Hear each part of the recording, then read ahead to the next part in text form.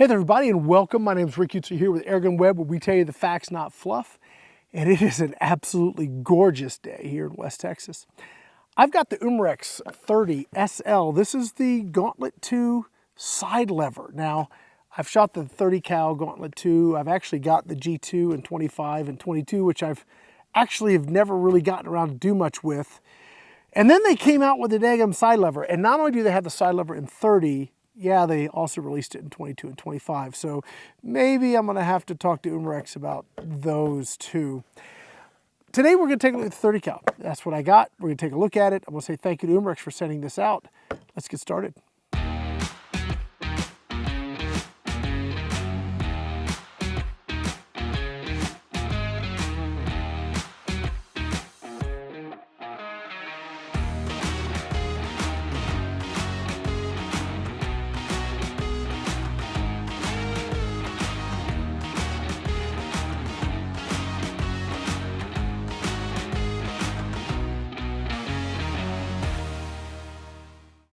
All right, guys, let's get started. Let's talk about some of the cool things that make this what it is. This is the Gauntlet 2. The Gauntlet was a favorite gun of mine, still is a favorite gun. I think it's awesome what Umarex did. I mean, when you think about it, they took something that airgunners, enthusiasts have been doing for a long time. They took a QB78 and slapped a bunch of cool stuff on it and then put it in a box so that you don't have to go source a bunch of third-party parts to make the same thing. And then they did it for like a price that was super reasonable. So they added a regulated bottle, they added a multi-shot breech, they added a stock, you know, a decent stock. Well, the original Gauntlet stock, maybe that's up for debate. But the G2 stock is better. I like it. Yeah, so they took what folks were already doing and just made it so you didn't have to go source all those parts and build it yourself. So when you take this gun apart, you've got a QB78 sitting there, but you've got probably an upgraded valve, I would imagine, because this thing's pushing some serious power. So you've got a valve, you've got a regulated bottle that's 4,500 PSI, 22 cubic inch. This thing's 24 cubic inch. I don't know. I'll put a note there. Cheryl will fix that. It's one of those. It's a big bottle. Again, 4,500 PSI. It's regulated. And we're getting, like on paper, it talks about 25 shots. I'm getting 19 before it falls off the rig. That's just what we're getting. But it's 100 foot-pounds, right? So 100 foot-pounds, 30 cal, affordable, accurate. So yeah, what's not to love about this gun? Now the G2, well, the original Gauntlet had a bolt on the side, and just like the QB, but it had a big old heavy hammer spring, and that made it, well, I mean, it worked. It's perfectly fine, and if you paid attention to what you're doing, it shouldn't be a problem. But it could be kind of tough for some people to really get that bolt all the way back, and the G2 is better. They put a bigger cocking handle, still heavy hammer spring, cocking handle, but bigger knob to hold on to, heavier cocking handle. You get that thing, you really kind of yank on it. It worked fine. Again, you pay attention to what you're doing, it's fine. But even when I talked to them back when I first saw the G2, they knew what needed to happen to make this gun like really, really awesome, is it needed a side lever. And that's what they've done. So we've got the side lever here. This is a one attempt, so I'll hold on to it. Got the side lever here, makes the gun, the whole shooting experience of this gun so much better. I mean, it is night and day. As far as I'm concerned, completely transforms this gun into something that not only would I be pleased to take it out in the field to go hunting with, but I'm just tickled to sit here at the bench and sling lead. It makes it super, super fun. Again, affordable, powerful, accurate. It's really got a lot going for it. It's got a threaded end cap if you want to add a moderator. As far as volume goes, as far as loudness, it's a little loud. It doesn't bother me here. I got 400 plus acres. We're fine. But I would probably not shoot it in my backyard, and I would not be shooting steel targets in my backyard because the impact on the target's going to be significantly loud. So yeah, maybe not a backyard gun. I don't know that I'd shoot this in my backyard anyway, given that it's 100 foot-pounds. It'd be like shooting a 22 long rifle in your backyard. So think about that a little bit. So 22 long rifles, about 120 foot-pounds.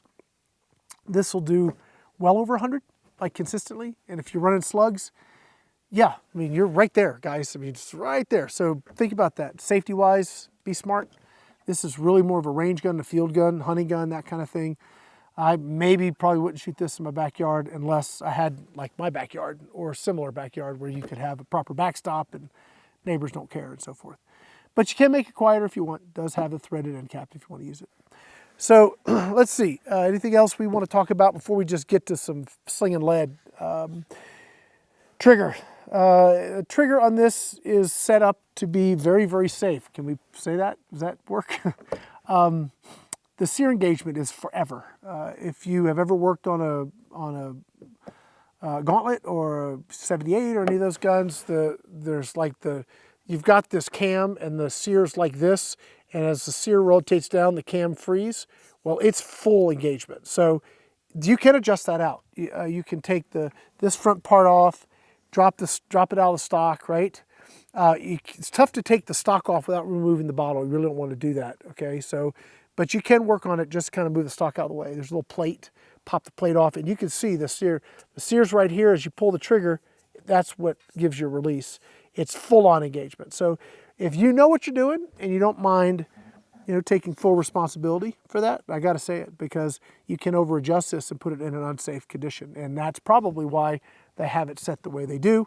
That way, if you play with it, you touch it, it's all on you. So be safe, guys. If you don't know what you're doing, get help. But you can make this where you have reasonable sear engagement, so the trigger pulls much better. You can take some of the weight off. You can also prevent some over travel. So over travel is like, if that's the brake, the trigger keeps way going like this. So you have all of this movement. Well, you can make it about like that, which is how I've got my trigger set up. So the only adjustments I've made to this, I haven't cleaned the barrel, I haven't done anything to it. Haven't needed to, frankly. I just adjusted that really long sear engagement down to something more reasonable. If you guys would like to see a video on that, and maybe what I should do really quickly is remind you guys that we have our Patreon page and our Officers Club, and that's the kind of content I would normally save for those guys. But maybe if you guys would like to see how I adjust the trigger on one of these things, so again, you do it, you take the responsibility, right? So if you screw it up, don't come blame me, right? Or don't go blame Umarex, because it's all on you. They shipped it in a safe condition. So I'm just going to be super clear about that, right? You guys get it? You muck with the trigger, it's all on you. But if you guys want a video on, like watching me do that, let me know, and I'd be pleased to do something, kind of give you guys a sample of what we do for our Patreon members and our Officers Club members. So if you want to know about those programs, links will be in the video description. Also, if you want to know more about this product, well, I can't tell you about it here because, YouTube will demonetize our stuff. But if you check our content out on gatewaytoairguns.org, gatewaytoairguns.com, well, that's the Gateway Airgun stuff. If you check it out on AirgunWeb, Airgun Army, we post the content there. We can be far more descriptive about the product there than we can here on YouTube. So just so you know, if you want more information, check out those other sites. Again, links to all that be in the video description. Okay, what are we doing today? Well, we're going to get some crony numbers just so that we can see consistency, so you guys can see what we're getting. I'm going to shoot right now the 4475s. Now, I've done a video, I did do a video. I did an article for this for Airgun Depot. And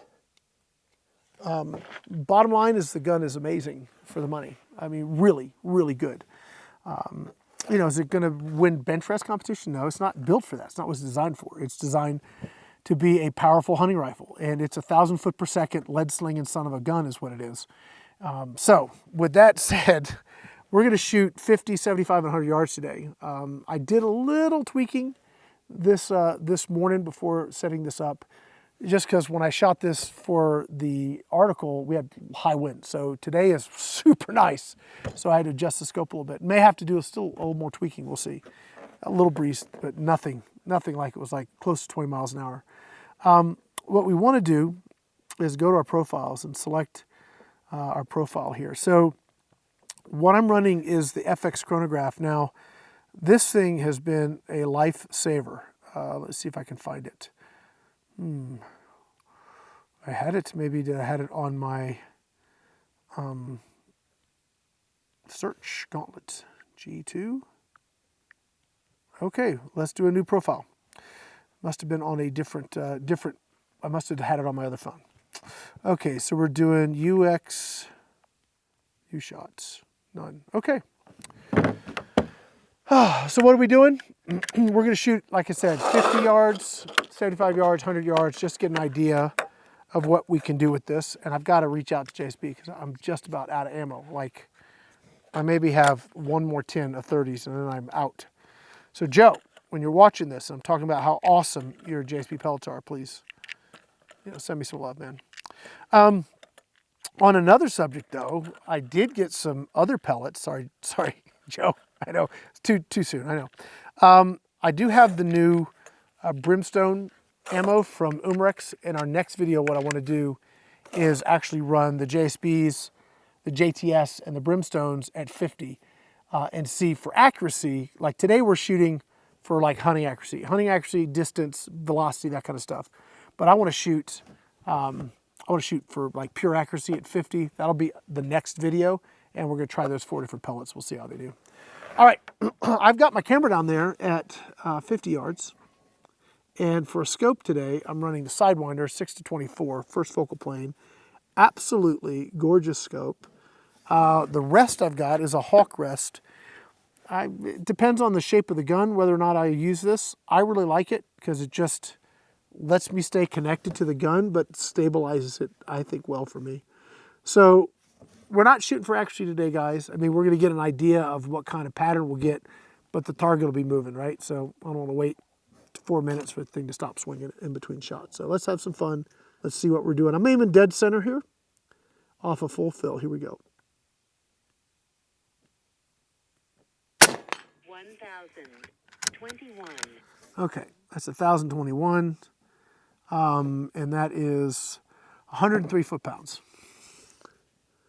Remember, this is regulated. 1,014.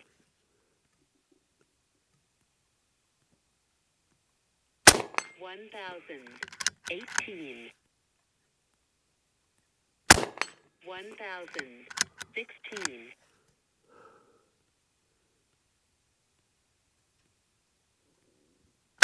1,018. Okay.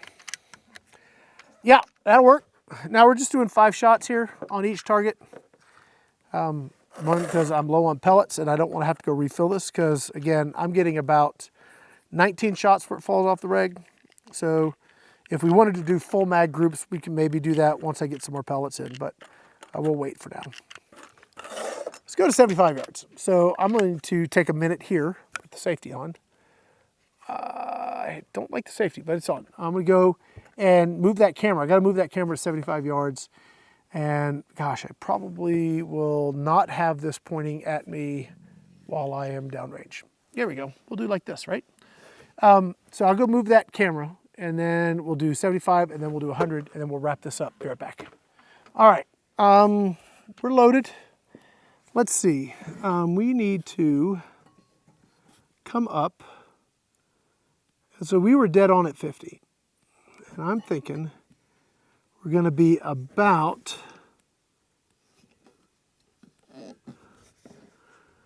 I think we're going to be about 3/4 mil at 75. I'm going to aim for half, like half a mil holdover, which I think it's going to need, I think I'm going to need more.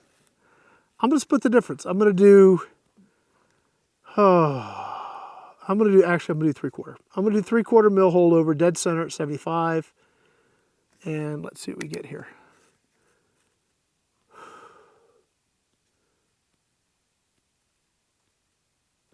$1,007. That was pretty much on. I'll take it. 1,016. Yeah, I think that'll do. 1,018. 1,016. 1,018. Okay. Yeah, there you go, 75 yards. A little bit of variation there. Of course, it is me behind the trigger, so we take that all with a grain of salt, right? All right, so now we're going to move out to 100, and we're going to start at 1 1/4. I don't think we're going to have quite, well, I don't know. Probably got a little noise and a little wind coming up. A little noise going on here. All right, so yeah, let me go move the camera to 100 yards and we'll see how it does. I'm gonna, let's see, I've got a chicken down there too. I might try to shoot the chicken as well as the gong. Let's see, I'll be right back. Gun is on safe, it's unloaded. We'll turn it this way, there we go. 100-yard time. A little bit of a breeze, nothing serious. We're still over, yeah, we've been over 100 foot-pounds the entire time here, which is awesome. Load up our pellets here. I am just about running out. Need more pellets. Okay. Okay, one of the things, just briefly on the mechanics on this, the lever action not only makes it easier to cock, but they've done something else, and I mean, I haven't verified this, all right, guys, but they've done something else because feeding is like butter. Before it seemed to be a little bit, I don't know, not as smooth, but it is like super smooth, and it feeds beautifully. So I think that's awesome. All right, I'm gonna go for, I'm gonna go for 1.5 mils. We'll just do 1.5 mils dead center. Let's just see if we are going to hit where we want and go from there. One of the cool things about this Hawk, well, first focal plane scopes in general, but this Hawk first focal plane, super clear, even all the way at 24 power. A lot of times you'll buy a affordable scope and you go all the way, zoom all the way in, and it's just bleh, right? It's like look at the end of a milk bottle. This is super clear across the entire range from 6 to 24. It's beautiful. The first focal plane is awesome because if I adjust, like if I, on a second focal plane, your mil dot spacing changes based on your magnification. So I know that I can, if I'm dead nuts at 50, great. If I'm 3/4 mil at 75 at 24, oh no, what happens if I change my magnification? Well, with first focal plane, it doesn't matter. So if you're hunting at various distances and you've doped your scope and done all that work, first focal plane is awesome. Okay, enough of that. Let's get down here. 1.5 mils, hold, dead center on that big gong down there. Let's see where we hit. 1,002. Just a little teeny bit high. It's like, yep. 1,011. Ooh, that one really dropped. Okay. Oh, you know why? Because I aimed low. Oops. 1.5, Rick.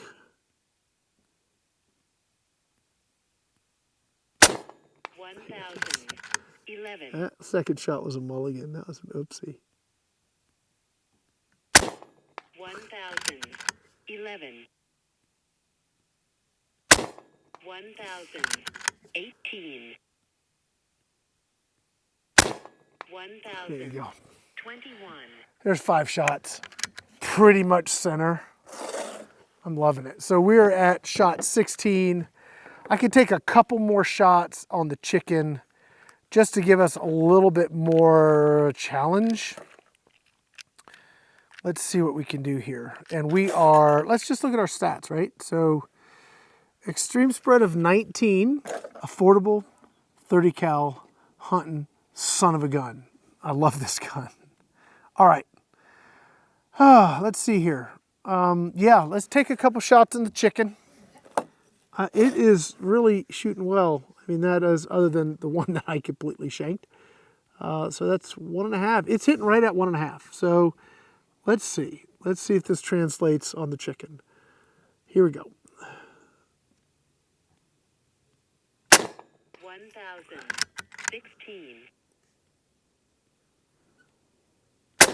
1,007. 993. There it is. Right there. Shot 19. That's where we drop off the rig. So we were over 1,000. Now we're dropping. I'll take one more shot just so you guys can see what I'm talking about. And yeah, we are going to be falling off quickly here.